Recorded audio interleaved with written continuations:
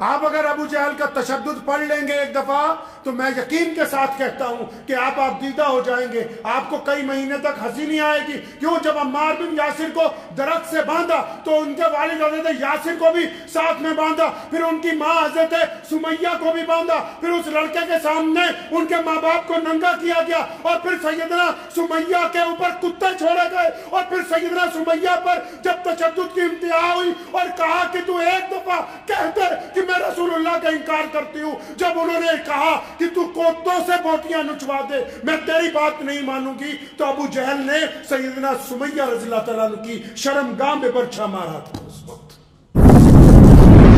अल्लाहु अकबर। हॉलैंड में एक डॉक्टर साहब हैं, वो अभी चंद साल पहले मुसलमान हुए। वो लिखते हैं कि मैं दुनिया के तमाम मसाइब को पढ़ रहा था लेकिन इस्लाम को नहीं पढ़ता था। मेरे जहन में मीडिया ने एक तस्वीर बनाई थी कि बस आजकल तो इस्लाम सिर्फ दहशतगर्दी का नाम है, आजकल तो बस इस्लाम जो है उसको सिर्फ बदनाम किया जा रहा है। तो मैंने समझा कि और दीगर किताबें तो पढ़ी जाएं। तो इस दौरान एक मौलाना साहब उनको मिले तो उन्होंने मुख्तसर सी बात उन्हें ये कही, क्योंकि उनको जब पता लगा कि डॉक्टर साहब जो हैं वो तमाम मज़ाहिब के ऊपर अपना मुताला कर रहे हैं, उन्होंने कहा कि अगर आपको मौका मिले तो आप हमारे प्यारे नबी हज़रत मोहम्मद रसूलुल्लाह सल्लल्लाहु अलैहि वसल्लम को भी पढ़ के देख लें। तो डॉक्टर साहब कहते हैं कि मैंने अंग्रेजी की कोई किताब मंगवाई तो जो पहली हदीस पढ़ी उसको पढ़ के ही ईमान कबूल कर लिया। जो पहली हदीस सामने आई बस वो पढ़ी और अल्लाह तबारक व तआला और रसूलुल्लाह सल्लल्लाहु अलैहि वसल्लम के साथ अहदो पैमान हो गया कि बस अब इस दीन की इत्तबा करनी है। क्या हदीस पाक पढ़ी उन्होंने एक वाकया नबी अलैहिस्सलातु वस्सलाम का नकल किया है कि आप सल्लल्लाहु अलैहि वसल्लम मजलिस में तशरीफ रखते थे तो एक सहाबी आए, या रसूलुल्लाह मेरा बेटा गुम हो गया, बच्चा गुम हो गया। अब किसी का बच्चा गुम हो जाए तो माँ बाप तो भाई सख्त परेशान होते हैं, बड़ी मुश्किल का वक्त होता है। वो जिनके साथ हादसा होता है वही एहसास उनको होता है, दूसरा बंदा तो समझ ही नहीं सकता कि तकलीफ क्या है। अब उन्होंने जब आके कहा कि या रसूलल्लाह मेरा बच्चा 2-3 दिन से मिल नहीं रहा, गुम हो गया, हम परेशान हैं, तो अभी उनकी जवाब मिला भी नहीं था तो मजलिस में ही किसी साहब ने कहा कि मियाँ तुम्हारा बेटा तो फलां बाग के अंदर फलां बच्चों के साथ, मैंने उसको खुद आज खेलते हुए देखा है, वो तो वहां है। अब उन्होंने इतनी बात सुनी तो बड़ी तेजी से भागे उठ के वापस कि वहां जाऊं अपने बच्चे को पकड़ के और उसकी मां के पास ले जाऊंगा। तो जब वो जाने लगे तो नबी अलैहिस्सलातु वस्सलाम ने उन्हें रोका, वापस बुलाया। जल्दी में थे कि जल्दी से चला जाओ। एक बाप अपने बच्चे से बिछड़ा हुआ हो या माँ अपने बच्चे से बिछड़ी हुई हो तो कितनी शिद्दत होती है उनको अपनी औलाद से मिलने की। बाज़ औक़ात हम लोग अपने तमाम मामलात बदल देते हैं एक मुलाकात के लिए, सिर्फ कारोबार में नुकसान उठा लेते हैं, सिर्फ रिश्तों को बचाने के लिए दुकानें बंद रखते हैं कि इतने दिन फलां शादी में जाना है, फलां जनाजे में जाना है। रिश्तों को बचाने के लिए इंसान दुनियावी मामलात में नुकसान उठा लेता है लेकिन चाहता है कि रिश्ते बचे रहें। और माँ बाप का रिश्ता तो सबसे अनमोल सबसे कीमती रिश्ता है। तब वो जब जा रहे थे नबी अलैहि सलाम ने वापस बुलाया, रुक जाओ।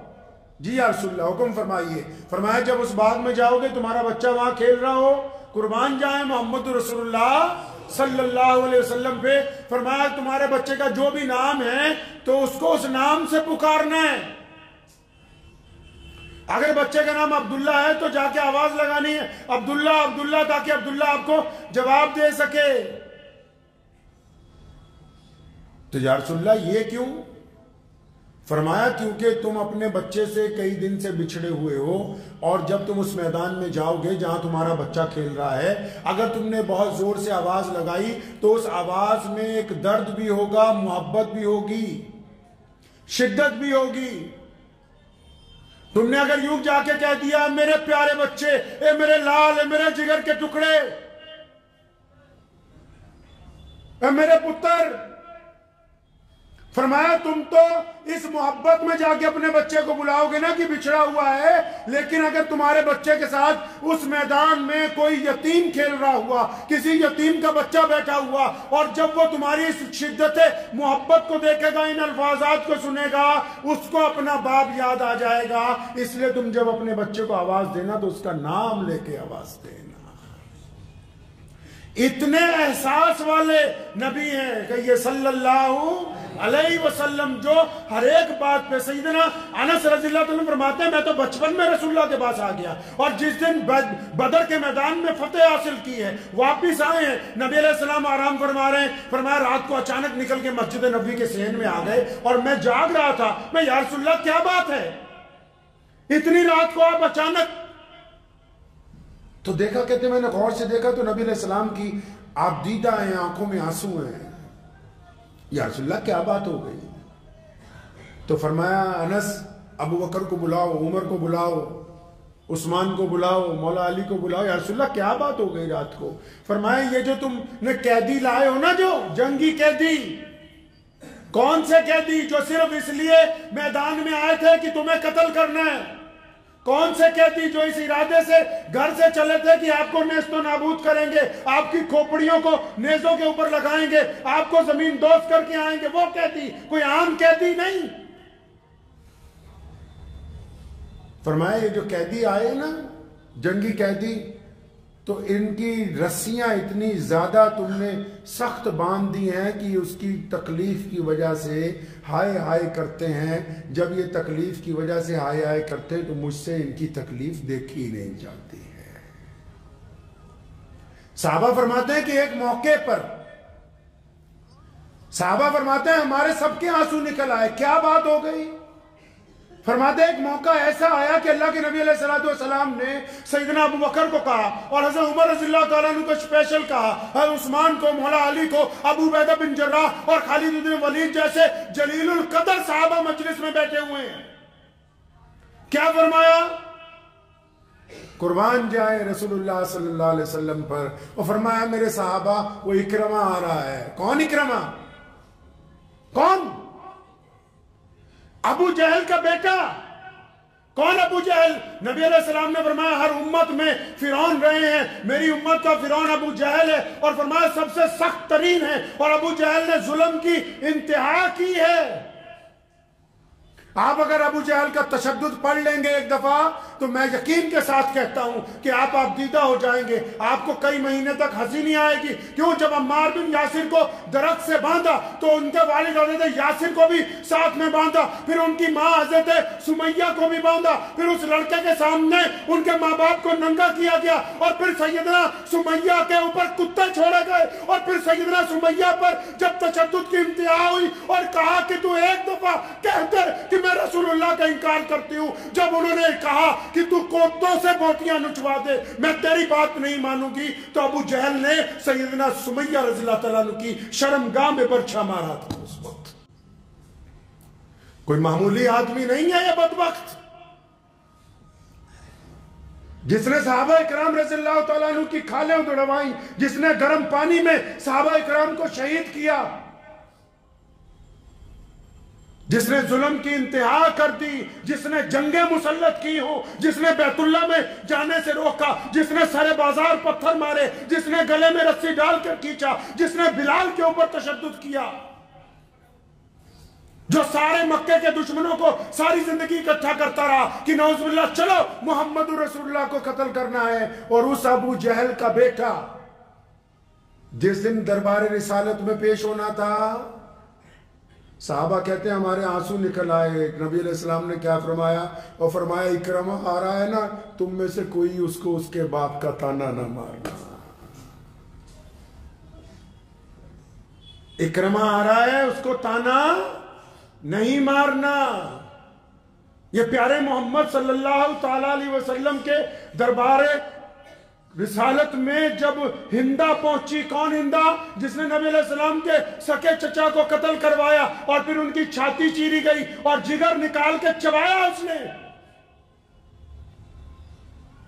जब इस्लाम कबूल करने के लिए आई और उसने कहा या रसूलल्लाह मेरे पिछले गुनाह माफ हो जाएंगे? फरमाया हाँ, सारे के सारे माफ हो जाएंगे। एहसास है। रात के कई पहर ऐसे गुजरते हैं कि नबी अलैहिस्सलातु वस्सलाम अचानक उठते हैं। मस्जिद नबवी में जो असहाबे सुफ़ा का चबूतरा है ना, सैयदना अबू ज़र गफ़ारी रज़ियल्लाहु ताला अन्हु वहाँ आराम करते हैं, सैयदना अबू हुरैरा रज़ियल्लाहु ताला अन्हु वहाँ आराम करते हैं, सैयदना उसामा रज़ियल्लाहु ताला अन्हु वहाँ आराम करते हैं, सैयदना बिलाल रज़ियल्लाहु ताला अन्हु की आरामगाह भी वही है, वहाँ गरीब सहाबा रहते हैं। रात को किसी पहर भी नबी अलैहिस्सलाम उठते हैं तो जाके उन गरीब सहाबा रज़ियल्लाहु ताला अजमईन की जमात को देखते हैं कि भाई इनमें से कोई परेशान तो नहीं है, कोई भूखा तो नहीं सोया, कोई ऐसा तो नहीं जिसके पास बिस्तर ना हो, कोई ऐसा तो नहीं है जो परेशान हाल हो। सैयदना अबू ज़र गफ़ारी रज़ियल्लाहु ताला फरमाते हैं मेरे साथ मुतअद्दिद मर्तबा हुआ कि नबी अलैहिस्सलाम रात को किसी पहर मेरे पास बैठे हुआ करते थे। ये प्यारे नबी हज़रत मोहम्मद रसूलुल्लाह सल्लल्लाहु अलैहि वसल्लम ने एहसास पैदा किया लोगों में। रसूलुल्लाह से पहले जब लोग लोगों का कत्ल करते थे उनको एहसास नहीं होता था। रसूलुल्लाह से पहले जब काला समझ के लोगों को बैतुल्लाह से बाहर धक्का देते थे तो धक्का देने वालों को एहसास नहीं होता था। रसूलुल्लाह से पहले जब बेटियों को जिंदा दफन कर दिया करते थे तो बेटी के बाप में एहसास नहीं होता था। ये मोहम्मद रसूलुल्लाह है। ऐसे दौर में कहा कि फातिमा मेरे जिगर का टुकड़ा है। ये लफ्ज पता कब कहे? ये लफ्ज कब कहे?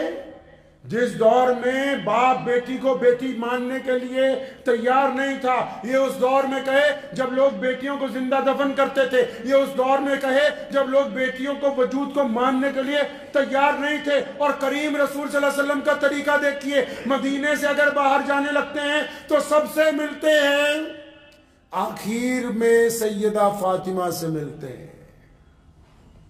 जब जाने लगते हैं सफर पर सबसे मुलाकात होती है, आखिर में किससे मिलते हैं जी?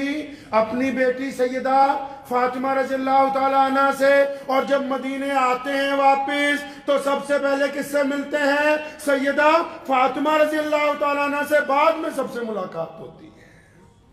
प्यारे नबी हज़रत मोहम्मद रसूलुल्लाह सल्लल्लाहु अलैहि वसल्लम ने ये दरस दिया है। आज हमारे अंदर कमी क्या? एहसास मर गया है। मर गया है ज़मीर लोगों का। जो दूसरों को तकलीफ पहुंचाते उनको एहसास नहीं होता, जो किसी का माले हक खाते उनको एहसास नहीं होता, जो किसी की पीठ पीछे बुराइयां करते उनको एहसास नहीं होता, जो दूसरों की बेटी को देख के जिना का इरादा करते हैं उनको एहसास। जिनका एहसास मर गया वो जिंदा मुर्दा है चलते हुए। उनके अंदर जिस्म में सिर्फ जान है, उनका दिल जिंदा नहीं है। जिंदा इंसान वही है जिसका एहसास बाकी है, जिसको पता हो ये बात कि ये जो मैं लुकमा खा रहा हूं, जो मैं लुकमा खा रहा हूं, ये हलाल का है कि हराम का है। अगर ये एहसास जिंदा है तो हम अच्छे इंसान हैं, अगर एहसास मर गया तो फिर मुर्दा इंसान है। मुझे उम्मीद है कि आपको ये वीडियो पसंद आई होगी। अगर पसंद आई हो तो ये आप अपने दोस्तों के साथ शेयर करें और इस चैनल को सब्सक्राइब जरूर करें।